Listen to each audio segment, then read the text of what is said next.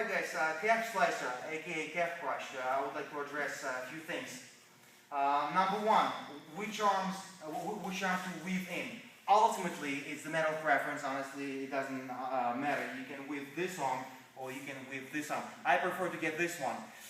Although I have no scientific leg to stand on, but I found through experience that inner side of the calf is a little bit more sensitive than outer side of the calf. So by getting this arm, the inside arm in, I will naturally attack this part. Alright? So I'll start getting this arm in. Right away I want to sit right on his foot and start pulling him in towards me, just like such. As soon as possible I would like to clear this leg right away, obviously, right? Because this leg is easy to clear. I can do it at any time. Right away I want to clear this leg because the space is limited. Okay, now let's address the triangle. If I go like this right away, naturally, his reaction should be, if he knows anything about leg locks, is a heel hook. I know that I can try to kick it off or whatever, but it's an unfair fight, okay? He's got two hands versus one leg. And shall I decide to fight hand fight, I only have one arm versus two of his to apply heel hook. So this very thing gives leg locks a poor rap amongst certain people. People say that leg locks are risky. Of course they are risky if I expose my leg. So why would I do so, okay? So why would I put my leg in potential danger to fight it off and then move on to my actual move? Right away, as I clear, it's going to be here, okay? Right down the center. Second leg will come up right on top, this way.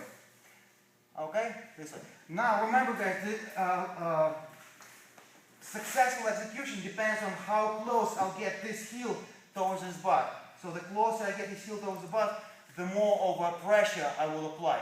The further it is, the less pressure, obviously, right?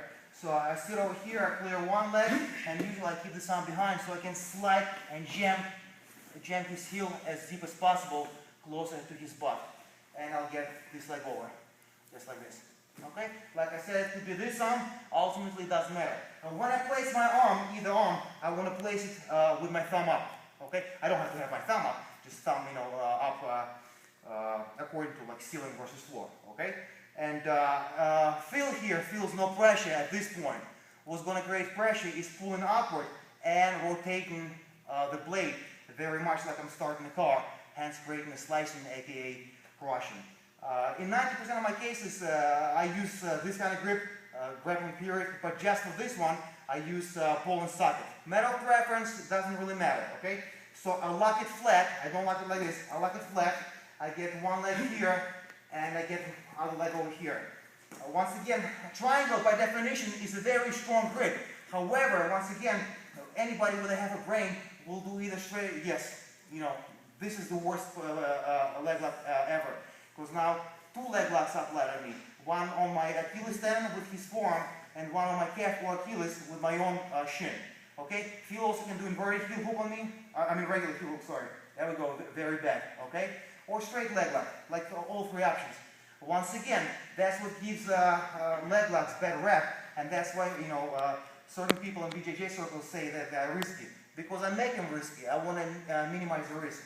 So what I want to do, once again, I want to get them down to the center. And I know certain people do leg locks, like armless or handless toe holds, but it's nearly impossible because my feet are flexed and crossed.